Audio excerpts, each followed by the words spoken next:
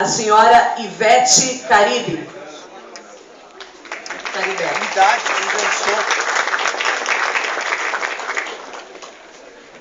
Obrigada pela presença. E pedimos também que faça parte dessa mesa o senhor Márcio Killer.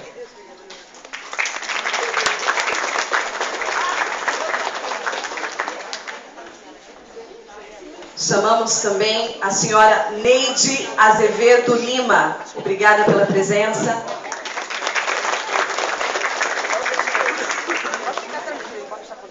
Também na Comissão Estadual da Verdade do Paraná, o senhor Olímpio Sá Souto Maior. Obrigada pela presença.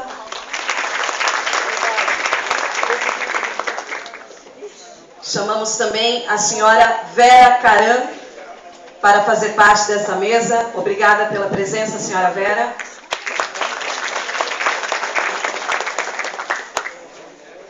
Passaremos agora aos representantes das instituições presentes.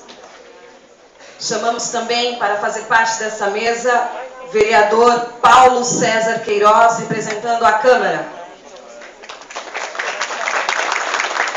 Obrigada pela presença. Convidamos também o senhor Gilles Gomes, representante da Secretaria de Direitos Humanos da Presidência da República. Obrigada pela presença. Agradecemos também a presença e convidamos à mesa o senhor José Antônio Pérez Gediel, representando a Secretaria de Justiça do Paraná. Obrigada.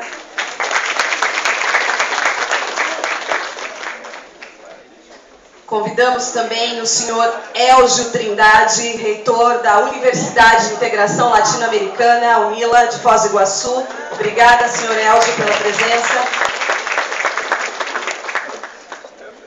Convidamos a desembargadora Maria Aparecida Blanco Lima, também para fazer parte desta mesa. Obrigada, senhora Maria Aparecida Blanco Lima.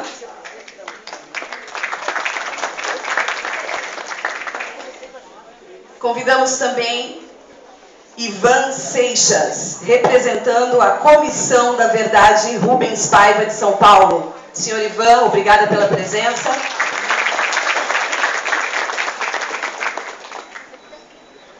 Convidamos também para fazer parte da mesa a coordenadora da Comissão Nacional da Verdade, a senhora Rosa Cardoso.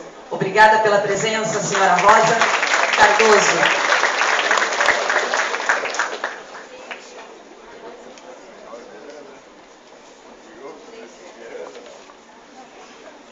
Convidamos também para fazer parte da mesa o senhor Aloísio Palmar, presidente do Centro dos Direitos Humanos e Memória Popular de Foz do Iguaçu.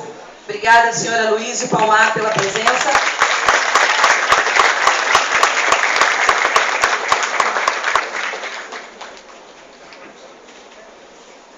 Agradecemos a presença do reitor Paulo Sérgio Voller e também do professor Ivantes, da UniOeste, representando a UniOeste. Obrigada pela presença.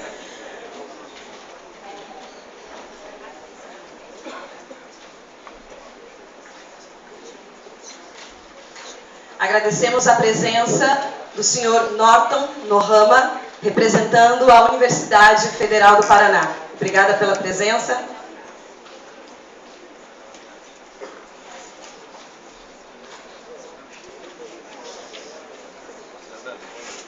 Neste momento, passamos para dar as boas-vindas a palavra ao vereador Paulo César Queiroz. Primeiramente, bom dia a todos. Em nome da presidência, eu como vice-presidente, nosso presidente se encontra em viagem, a trabalho na Câmara de Vereadores, passando aqui a dar as boas-vindas a toda a comunidade de Foz do Iguaçu, a toda a comunidade do Paraná, a toda a nossa comunidade brasileira, em especial as pessoas que têm suas histórias gravadas, sendo vítimas e testemunhas de graves violações humanas. A Câmara de Vereadores de Foz do Iguaçu se coloca à disposição de todos os trabalhos necessários. Quanto presidente ou vice-presidente do momento, declaro aqui o meu bom dia e as boas-vindas a todos. Obrigado. Obrigada, vereador Paulo César Queiroz. Neste momento, passamos a palavra à senhora Rosa Cardoso, coordenadora da Comissão Nacional da Verdade. Caríssimas companheiras e companheiros que acompanham aqui conosco essa jornada pela memória e pela verdade. Caríssimos integrantes dessa mesa, que representam órgãos diferentes, desde os nossos anfitriões, que são os membros da Comissão da Verdade do Paraná, aos outros que representam a Secretaria de Direitos Humanos, aos companheiros das Comissões da Verdade, da Comissão da Verdade de São Paulo, ao nosso vereador aqui, e muito especialmente ao Aloísio Palmar, que é o grande responsável, a pedra fundamental mesmo e fundante dessa audiência que nós estamos construindo hoje. Eu queria dizer a vocês, eu não poderia deixar de dizer a vocês, que hoje é um dia muito especial, porque com essa audiência que nós estamos realizando, nós estamos reconstituindo e avançando. A ideia dessa audiência é não somente recuperar um trabalho já feito, dar publicidade a esse trabalho já feito, mas avançar na construção desse quebra-cabeças, que é essa história, que é a história dessa chacina aqui que nós vamos discutir.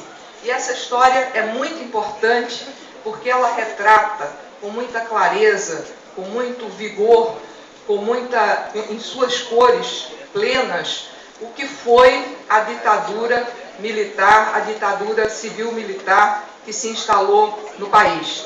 Ela mostra a conexão, como se deu a conexão das forças repressivas que há instaurado, o papel dos militares, dos mais graduados, dos menos graduados, o papel das diferentes forças armadas, a composição dessas forças armadas, a articulação com a Polícia Federal, a articulação com a Polícia Civil, a ação infiltrada, inclusive, dessas forças em países no Brasil, mas também infiltrada nas organizações de esquerda em países do Cone Sul, Uruguai, Chile, Argentina, né? E mostra, sobretudo, a perfídia, a traição, a crueldade, o mercenarismo, o caráter mercenário, como as Forças Armadas atuaram como agentes provocadores nessa história, indo buscar no exterior pessoas que já encaminhavam, inclusive,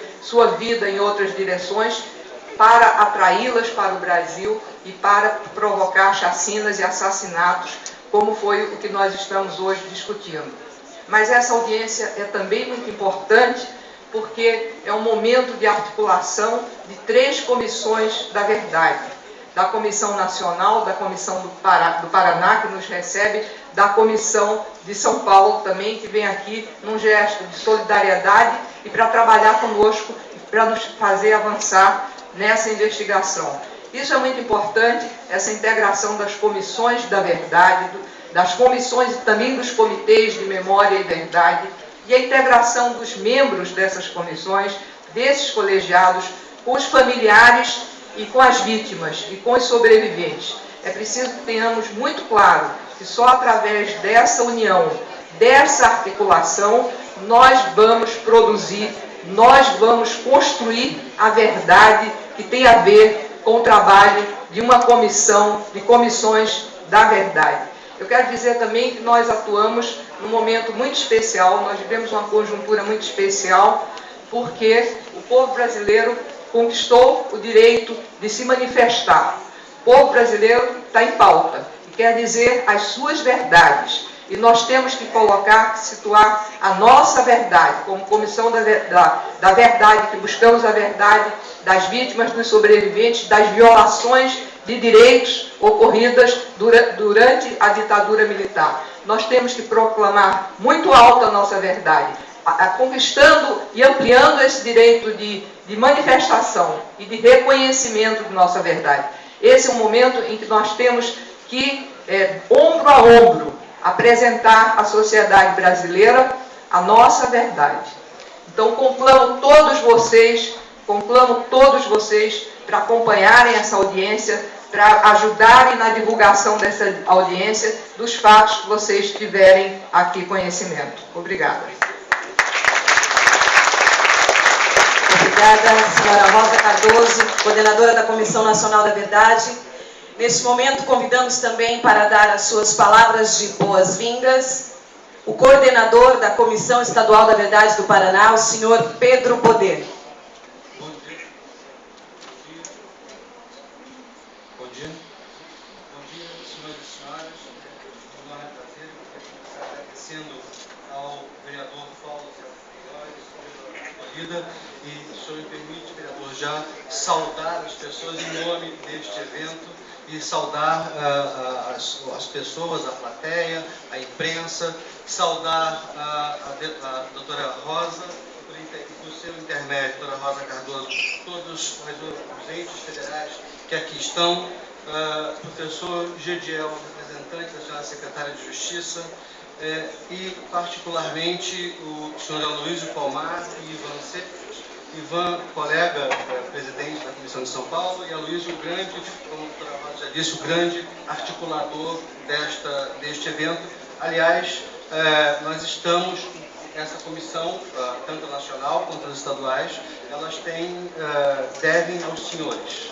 Eu estou me referindo aqui ao senhor Aloysio, principalmente, e ao senhor Ivan, por conta exatamente do papel e do protagonismo e do processo pelos quais os senhores passaram. Então, entendam que, mais do que qualquer coisa, nós existimos em função dos senhores e outros tantos como os senhores que lutaram num momento muito difícil da nossa realidade. Me permito também saudar os jovens aqui presentes,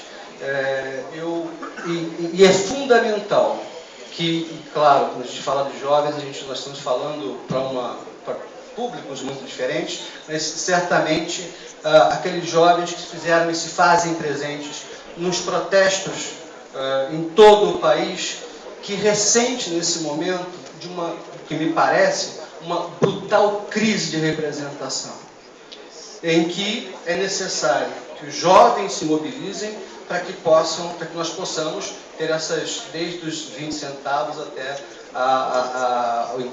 o arquivamento da PEC 37. Eu me volto principalmente aos jovens e às jovens aqui presentes, porque certamente, se não fosse pela luta do Aloysio e do Ivan e de tantos outros que aqui estão e que serão chamados, cada um a seu tempo, para dar o seu depoimento, e aqui vai um agradecimento a todas as pessoas que foram vítimas dessa ação. Se não fosse pela luta dessas pessoas, certamente os senhores e as senhoras, nós não poderíamos ir para as ruas neste momento. Esta é uma diferença significativa. Então, o que nós devemos a essa geração que num dado momento lutou pelo país é o direito de nós fazermos, ou da juventude fazer o que vem fazendo neste momento, ou seja, dizendo, nós temos problema, quem nos representa não nos representa efetivamente. Enfim, parece que esse é o clamor,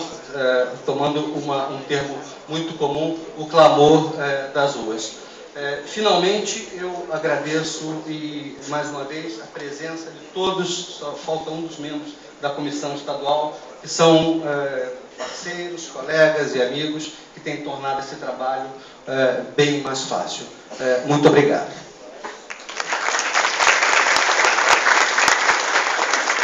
Obrigada, senhor Pedro Poder. Pedimos, por gentileza, que permaneçam à mesa a senhora Rosa Cardoso, coordenadora da Comissão Nacional da Verdade, o senhor Pedro Poder, coordenador da Comissão Estadual da Verdade do Paraná, e o senhor Aloysio Palmar, presidente do Centro dos Direitos Humanos em Memória Popular de Foz do Iguaçu, e pedimos aos demais convidados que fiquem à vontade, por gentileza. Em seguida, passaremos a palavra ao senhor Pedro Poder, que coordenará os trabalhos referentes a essa audiência pública sobre violações de direitos humanos em Foz do Iguaçu. Tenham todos um bom dia. Obrigada. Gostaria de destacar também a presença e agradecer a presença dos vereadores, a senhora Nice Gazoui, vereador Darcy, DRM, vereador Luiz Queiroga e o vereador Newton Bobato. Obrigada pela presença. Eu pediria a palavra, antes de começarmos aqui os nossos trabalhos, eu pediria a palavra primeiro para uma questão que eu acho que não ficou bem entendida. Eu acho que seria importante que o representante da Comissão de São Paulo, da Verdade de São Paulo, estivesse presente aqui conosco, porque estamos fazendo as três comissões, essa audiência em conjunto. Assim como os membros da comissão estadual. Sim. Que vão daqui e vão inquirir os depoentes. Não tem problema. Esses daí podem ser chamados 2 a 2 ou podem já estar todos. Eu acho que deveriam compor aqui, por favor, os membros da comissão estadual, por favor. E queria também, antes de começar os nossos trabalhos, como ficou combinado na programação, queria dar a palavra brevemente ao senhor Jair Crispin para fazer para recordar, para fazer uma breve interlocução recordando o golpe, os 40 anos de golpe do Uruguai. Queria dar a palavra a ele antes de nós começarmos o nosso trabalho, porque isso nem deveria, apesar de ele amanhã prestar aqui um depoimento, o aniversário assim, de 40 anos é hoje e seria um fato a ser recordado. Essa que eu tenho já. Uhum. Tem para você economizar.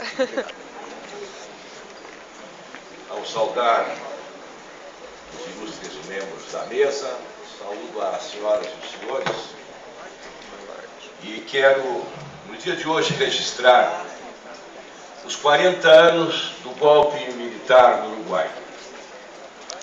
Nós, brasileiros, temos uma dupla dívida com o povo uruguaio. A primeira grande dívida foi que nos receberam de braços abertos quando do golpe de 64. Não esqueçam que as grandes figuras do universo político brasileiro de 64 para lá foram João Goulart, Leonel Brizola, Albino Afonso, Darcy Ribeiro, e não vou enumerar porque as grandes figuras do universo político brasileiro lá receberam acolhida e proteção. Esta é uma dívida impagável. Mas a segunda dívida também é muito séria e muito grave. A ditadura militar brasileira foi um braço auxiliar do golpe no Uruguai. Não só no desenvolvimento do golpe, mas também dando suporte logo após o golpe, inclusive com recursos econômicos, inclusive com viaturas para montar o aparelho repressivo uruguaio. E lá o Brasil montou também um grande centro de espionagem que vitimou as centenas de brasileiros. Então hoje, quando marcamos 40 anos deste golpe, nós também precisamos registrar que do Cone Sul foi o único país que houve uma resistência ao golpe. Porque lá houve uma greve geral de resistência dos nossos países do Cone Sul frente aos golpes. Nenhum resistiu. O povo uruguaio foi às ruas, parou tudo, mas foi massacrado. Então, hoje, me permito, peço a todos vocês, que prestemos uma homenagem a todos aqueles uruguaios que, por resistir e por amar a democracia, foram abatidos e sucumbiram, bem como aqueles que passaram largos anos na prisão. Era esse o registro, minha querida Rosa Cardoso, que gostaria de fazer no dia de hoje. Muitíssimo obrigado.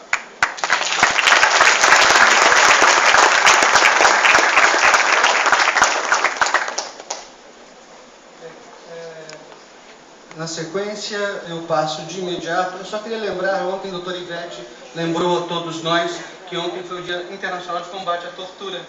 Então, só para lembrar que calha também nesse momento esta data. Eu passo de imediato, então, a palavra ao jornalista Aloysio Palmar, mais uma vez o saudando e agradecendo a disposição, a luta e todo, enfim, apoio que tem dado na montagem dessa audiência. onde o senhor achar melhor. Aqui, aliás, a todos os depoentes, fiquem à vontade para falar aqui, junto a esta mesa, ou ali no púlpito. Aloysio, você vai falar? Então, o Aloysio fará uma recuperação histórica, assim como, nesse momento, dará também o seu depoimento. Por favor. Bom dia. Bom, essa audiência pública é mais uma etapa em busca da memória, da verdade, e nós esperamos que também da justiça. Hoje, aqui nesse plenário, nós vamos reabrir algumas feridas e lavar também essas feridas. Porque isso é justiça de transição. Para falar da execução de Onofre Pinto, de José Lavecchia, de Daniel de Carvalho, de Joel de Carvalho, de Daniel de Carvalho e do Henrique Rúdia e Victor Ramos, 6 militantes da resistência democrática à ditadura, para falar deles e para falar sobre o desaparecimento deles, que é o tema desse bloco, é preciso contextualizar alguma coisa. É preciso fazer uma pequena e sucinta contextualização de onde que eu entro nessa história toda. Eu fui preso em 1969, aqui no Paraná, exatamente no oeste do Paraná, em Cascavel. Depois de passar pelos centros de tortura do Batalhão de Fronteiras, do quartel do Exército, na Praça Rui Barbosa, em Curitiba, no DOPS de Curitiba, e pelo Centro de Informações da Marinha, na Praça Mauá e na Ilha das Cobras, Ilha das Flores, fui mandado para a Ilha Grande, lá na Baía de Angra dos Reis. De lá eu fui tirado da prisão por um comando revolucionário, companheiros meus, que me tiraram juntamente com 69 outros companheiros, e nós fomos trocados pelo embaixador da Suíça no Brasil, e eu fui enviado para o Chile. No Chile fiquei 1 ano e voltei para cumprir tarefa da minha organização, a Guarda Popular Revolucionária, uma das muitas organizações da resistência democrática, aqui na fronteira entre Brasil e Argentina. Durante essa minha permanência aqui na região, eu fui fazer um contato em Buenos Aires, e aí nesse contato em Buenos Aires, caminhando pelas ruas da cidade, eu fui abordado por uma pessoa que me convidou para entrar num esquema de retorno ao Brasil. Essa pessoa era Alberi Vieira dos Santos. Ele estava acompanhado naquela ocasião pelo ex-sargento e companheiro nosso também da Vanguarda Popular Revolucionária, Onofre Pinto. Naquela ocasião em que ele me convidou, era para unir o meu trabalho, né, de preparação de retorno com o que eles vinham fazendo e retornar ao Brasil pela fronteira seca de Santo Antônio do Sudoeste. Isso foi em 1974, no mês de janeiro, após o golpe no Chile, quando o presidente Salvador Allende e o governo da Unidade Popular foi derrubado pelo golpe militar. E Buenos Aires estavam os exilados políticos do Brasil, uma boa parte. Naquela ocasião, me revelou o Alberi Vieira dos Santos que o retorno ao Brasil se daria pela fronteira seca, que estava, além dele, do Onofre Pinto, estaria também outros companheiros. Ele citou alguns nomes, inclusive de José Lavecchia, inclusive de Daniel de Carvalho e Joel de Carvalho. Naquele momento, nós já havíamos decidido dentro da organização, e a grande parte das organizações de resistência já haviam sido desmobilizadas devido ao momento que o país vivia, após uma eleição nacional que a população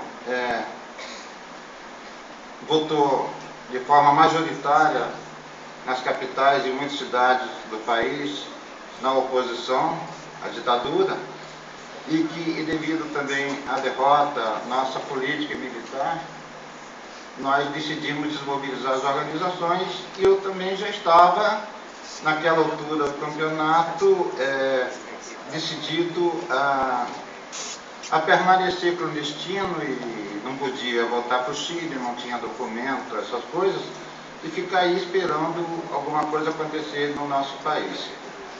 Não voltei, não entrei nesse esquema e saí do local e retornei à fronteira, e onde já estava minha mulher e uma filha, e fui viver por lá, e ali fiquei 8 anos.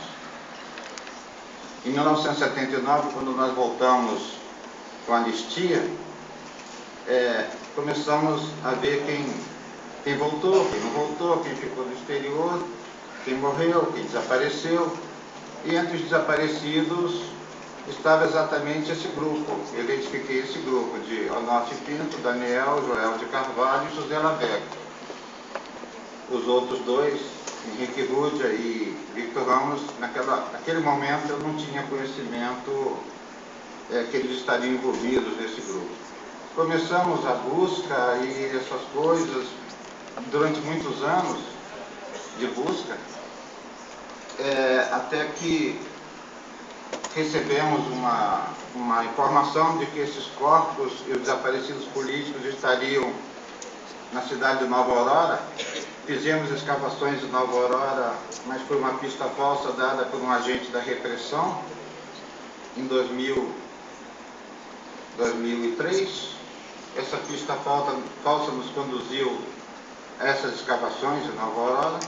Ali o Alberto Fávero que acompanhou naquela ocasião, até que eu fui designado pela Comissão dos Mortos e Desaparecidos a buscar pistas e fazer pesquisa nos arquivos da Polícia Federal. Houve um acordo entre a Comissão dos Mortos Desaparecidos, Secretaria Nacional de Direitos Humanos, com a Polícia Federal, com o Departamento de Polícia Federal, e os arquivos foram abertos para os familiares.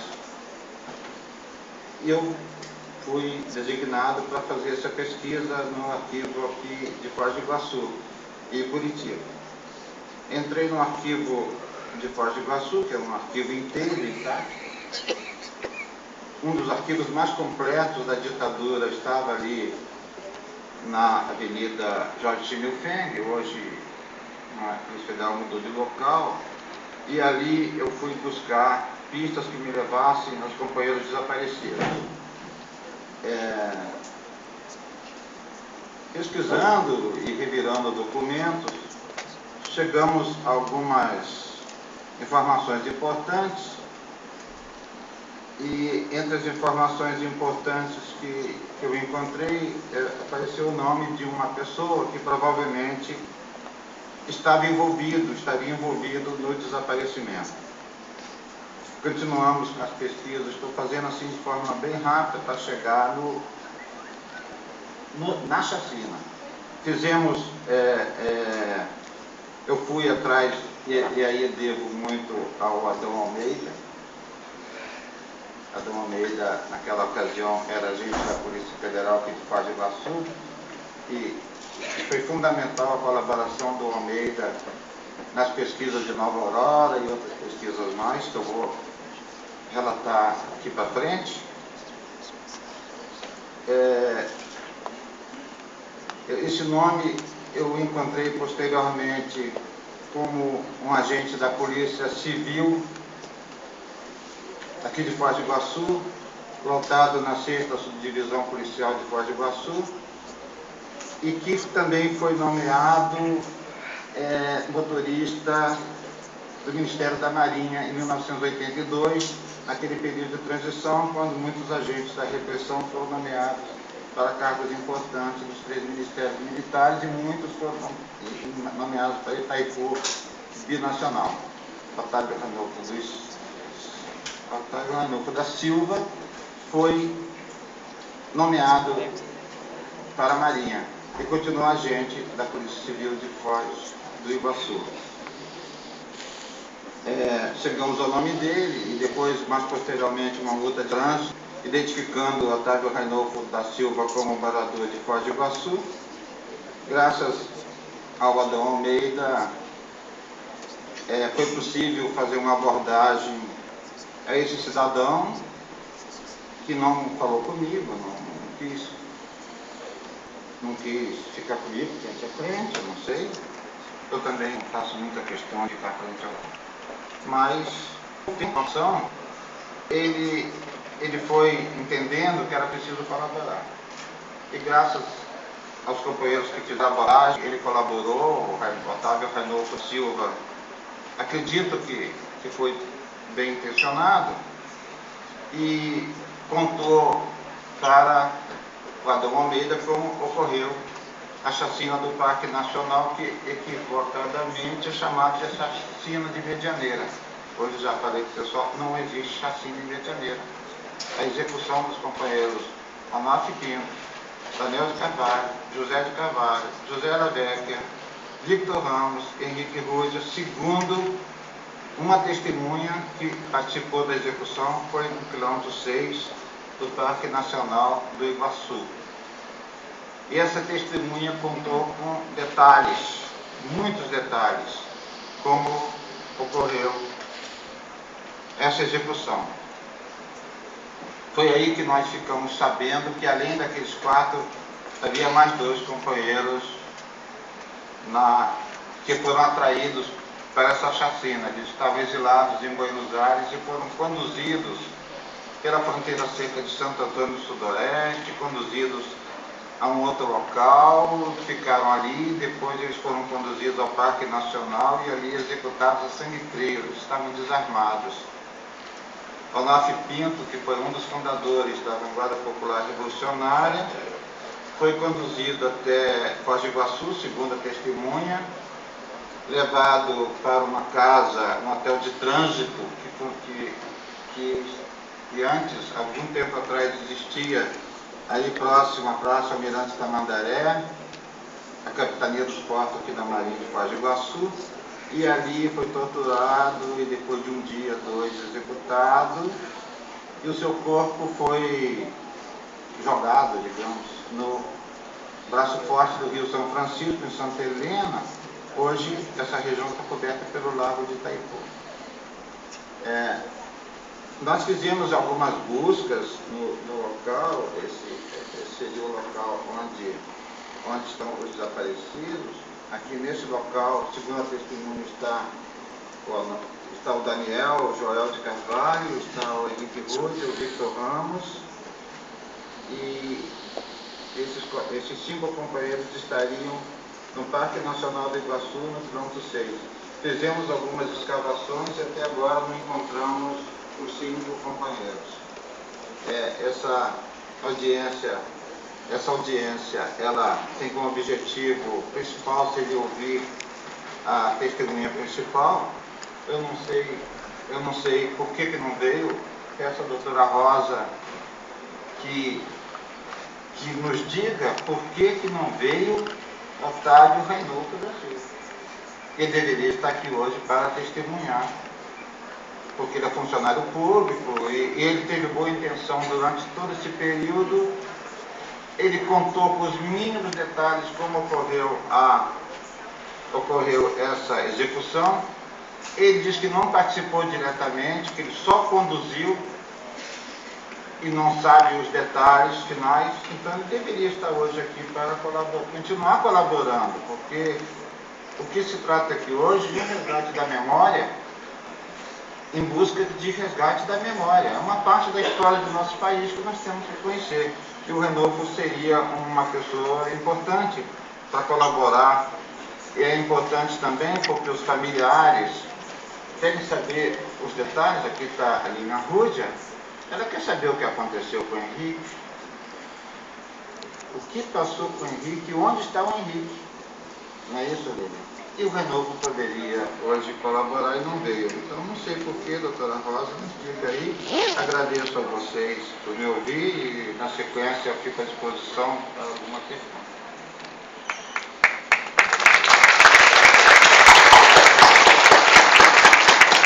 Para fins de esclarecimentos da assistência, a convocação dos autores é feita pela Comissão Nacional via Polícia Federal. Então, é essa a questão. No caso do senhor Ranolfo, além da convocação feita pela Polícia Federal, foi feito um contato direto com a Secretaria, a Comissão do Paraná fez um contato direto com a Secretaria de Segurança. Neste momento, o membro da comissão, o Dr. Olímpio, está tentando entender o que aconteceu, porque até agora estava certo que esse senhor viria. Então, esperamos que até o final dessa sessão nós tenhamos uma resposta por conta dos contatos que o Dr. Olímpio vem fazendo. Eu gostaria também de dar uma explicação adicional. Né? Na verdade, por que é que a Comissão Nacional acompanha pelo interesse em esclarecer, em trabalhar junto com as comissões estaduais, da verdade, mas ela também tem o poder, pela lei que a criou, de convocar, se for convocado algum repressor, algum perpetrador de violência, algum torturador, algum violador que não aceite a convocação, porque nós não convidamos, nós convocamos. Nós temos por lei o poder de convocar. Então nós podemos recorrer a 2 expedientes, a 2 mecanismos. Há uma condução coercitiva, como pode o Ministério Público fazer a testemunha não vindo depor, ou o réu não se apresentando, a uma condução coercitiva, ou então até impedir, informar o fato ao Ministério Público, pedindo que a pessoa seja incursa num crime de desobediência, né, porque está deixando de cumprir uma ordem, uma determinação legal. Nesse caso de hoje, estão sendo tomadas providências para entender. Esse senhor afirmou que estava num plantão, estava trabalhando em plantão ontem, no dia 26, aqui está, porque o plantão dele seria nos dias 22, 26 e 30, deixando a entender, não é, que ficou nesse plantão até mais tarde, que não teria condições de estar hoje aqui trabalhando. Mas ele já estava informado previamente, de modo que está sendo feita uma articulação para que ele compareça, não sei se hoje ainda ou amanhã, e não havendo isso, nós estaremos tomando medidas no sentido da condução coercitiva. Muito obrigado, doutora Rosa. Eu queria queria agradecer a presença da ouvidoria da Comissão Nacional da Verdade, e ali à direita aqui da mesa há uma plaquinha chamada ouvidoria, onde serão, quem quiser prestar alguma informação, algum depoimento, por favor, dirija-se àquele local que está aí. Muito obrigado pelos representantes da ouvidoria. Estará aqui durante todo o evento. Eu, na sequência, passo a palavra às doutoras Neide e Ivete, que irão conduzir a entrevista do senhor Adão Luiz Almeida.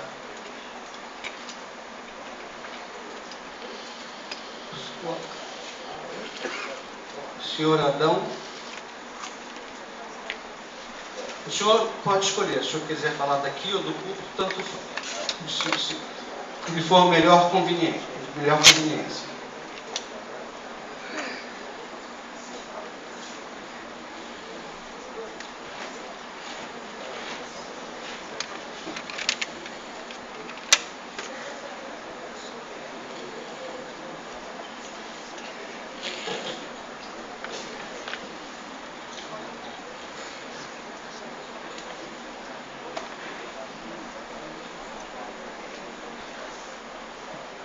Saúde, ilustres representantes Comissão Nacional da Verdade, Comissão Estadual da Verdade.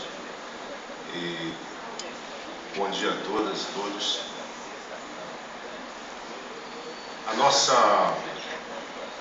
nossa luta para localizar os restos desses nossos companheiros começa em 1980, quando o incansável Aloísio Palmar, recém tinha voltado do exílio, em 79, e eu também cheguei aqui em Foz em 80, e o Aloísio já me falava dessa desconfiança que teria acontecido nessa região, e a partir daí eu também vinha já de uma militância, e resolvemos então buscar informações sobre esses companheiros desaparecidos. Aí veio aquela informação de Nova Aurora, o Aloísio me ligava dizendo que um cidadão, um militar, um ex-oficial daqui do batalhão de Foz, estava em Curitiba e tentava falar com o Aloísio, ligava de telefone público, né? E a gente estava naquela ansiedade, aguardando que ele procurasse novamente. Então ficou acertado que eu iria para Curitiba para tentar conversar com esse cidadão. Mas ele ligava sempre de locais diferentes, era um sujeito meio complicado. Até que um dia o Zé Carlos Mendes, que é o nosso companheiro, Zé Carlos Mendes foi da VPR também, o Zé Carlos Mendes conseguiu fazer o contato com esse cidadão lá, e aí, aquela noite nós nem dormimos, né? Porque ficamos naquela angústia, eu, o Aloísio, e vamos procurar. Aí veio a informação, ele fez um croquis de próprio punho sobre a região de Nova Aurora.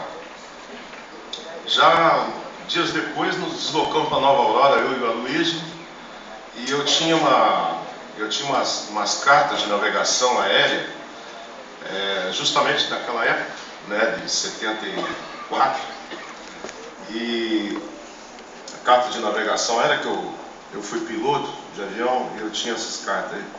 Aí procuramos e realmente existia uma pista, né? Existiu uma pista naquele local. Bom, fomos lá procurar, aí vieram a Universidade de Minas Gerais, especialistas, vieram com equipamentos para pesquisa nessa área, fizemos escavações, né? O Alberto participou conosco e não, na verdade não encontramos nada.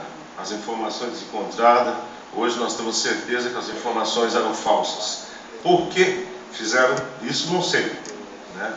Mas foi coisa possivelmente encomendada pelos próprios militares.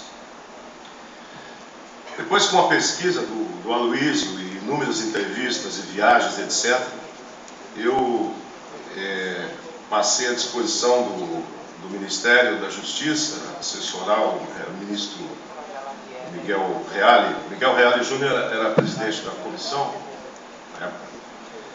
Bom, aí começamos esse trabalho, o Aloísio, com a abertura dos arquivos da Polícia Federal aqui, o Aloísio conseguiu essas informações.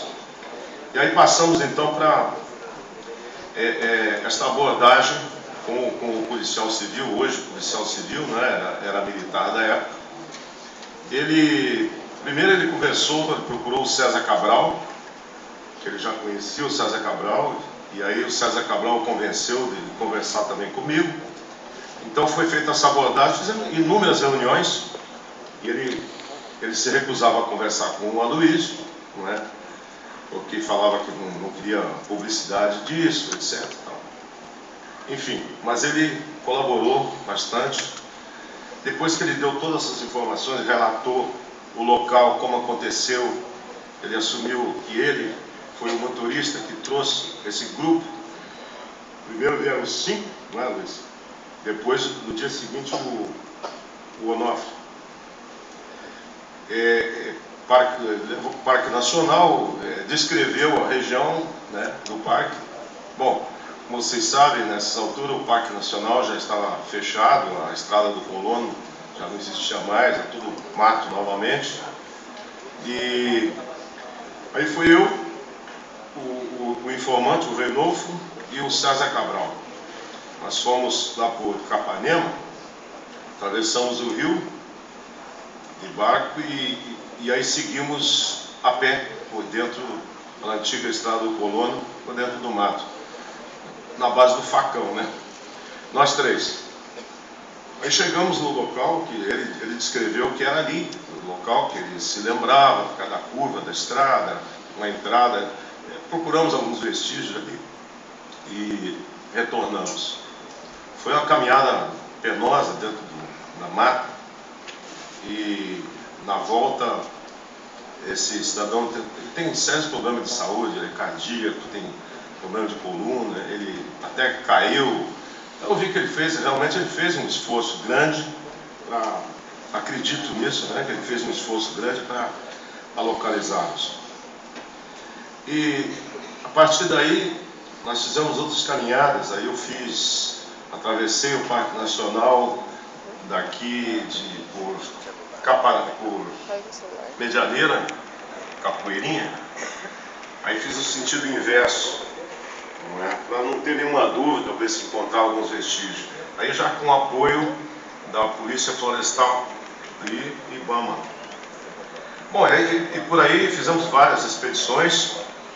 Depois, com algumas dúvidas, nós abrimos a última caminhada, nós abrimos uma clareira para poder utilizar um helicóptero, porque esse cidadão não tinha mais condições a pé de retornar lá ao local.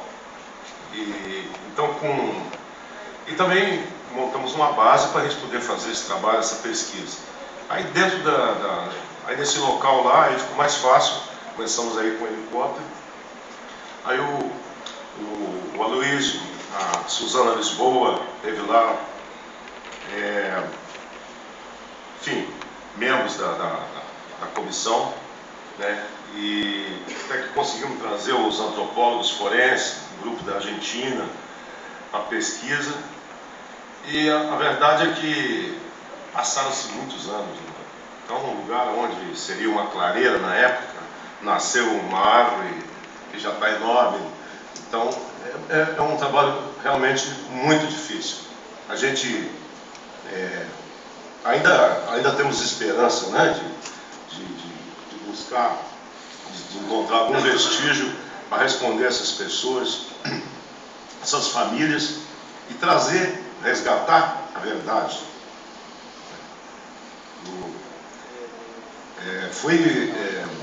Saímos de lá muito frustrados, né, de não ter conseguido responder, né, choramos junto, né,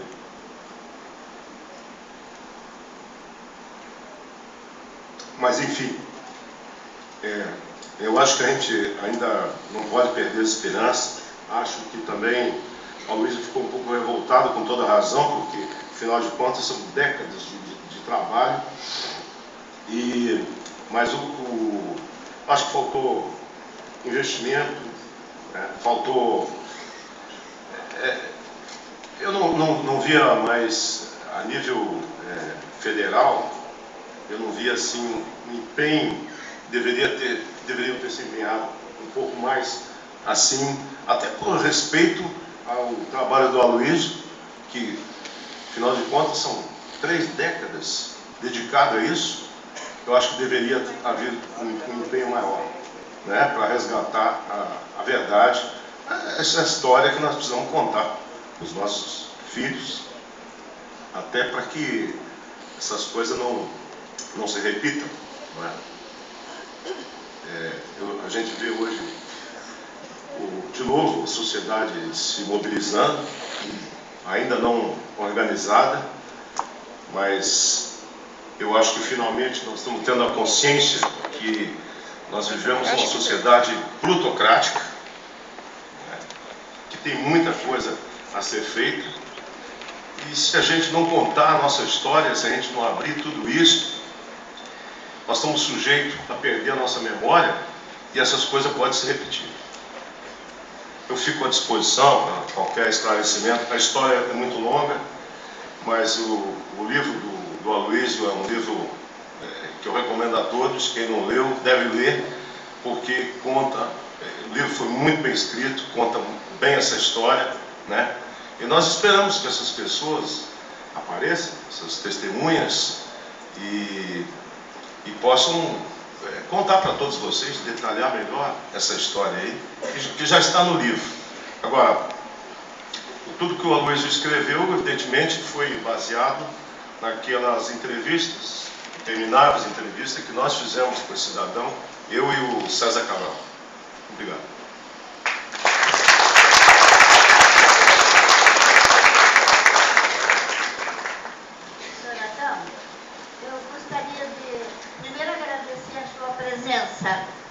Mas me fazer alguma coisa que ficou em mim, uma dúvida. Essa pessoa fez depoimento contando tudo isto e não era verdade, foi uma coisa falsa? Não, eu acredito que realmente aconteceu, até porque existe inclusive um documento que foi encontrado nos arquivos da Polícia Federal, né, que relata esse deslocamento deles. E ele explicou para nós, com riqueza de detalhes, como aconteceu. Levou o grupo para o local e ali eles foram executados, como diz no livro, né, como consta no livro. Ele disse que viu um clarão, de repente, dentro da mata. Ele disse que não participou, mas contou em detalhes como foi a execução desse grupo. E que ele não sabia exatamente onde eles foram enterrados, porque essa parte ele só viu que atiraram e levaram os corpos para dentro da mata. Ele não sabe exatamente o local. Isso foi o que ele narrou. Posteriormente, ele retornou para o sítio do Miquinho, onde ele teria pego esse grupo, isso lá na fronteira lá com a Argentina, retornou e aí trouxe o Onofre, né, o ex-sargento Onofre. E nessas alturas os outros já estavam sepultados.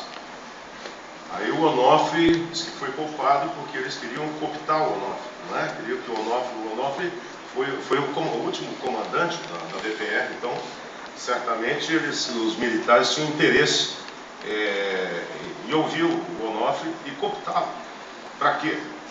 Para que ele se tornasse um cachorro, como foi o Oberi, né? Não sei porque nós chamamos de cachorro, eu gosto tanto de cachorro, mas era assim que nós chamávamos esses delatores, esses infiltrados. Eu não sei se eu esclareci. Eu gostaria de perguntar mais uma coisa. Pois não. Esse senhor, ele contou para mais alguém esse depoimento? Contou para mim e para o César Cabral. O César Cabral é um companheiro nosso. O César Cabral foi do MR8, né, junto com a Aloysio. Então, e o César Cabral já conhecia esse cidadão já há algum tempo. E ele resolveu realmente contar. Nós fizemos muitas reuniões, sempre na casa do Cabral. E eu até, algumas vezes nós pedimos a ele que conversasse com o Aloysio, né? Porque o Aloysio, que estava mais inteirado disso, quem estava, na verdade, na frente dessa pesquisa, mas ele nunca aceitou. Mas só mais uma pergunta. Por que será que ele se negou a comparecer hoje? Qual é a dúvida que ele tem? Se é só restabelecer uma verdade? Eu também tenho essa dúvida. Não sei por que ele não compareceu, né? Porque ele é servidor público, ele tem obrigação, né, de comparecer, desde que esteja. Acredito que a comissão deve ter oficiado o chefe dele, o chefe imediato, né? Eu sei que ele não está trabalhando mais na cidade. Ele está, se não me engano, em Toledo, Cascavel, assim, por aí. Muito obrigada, Ivete.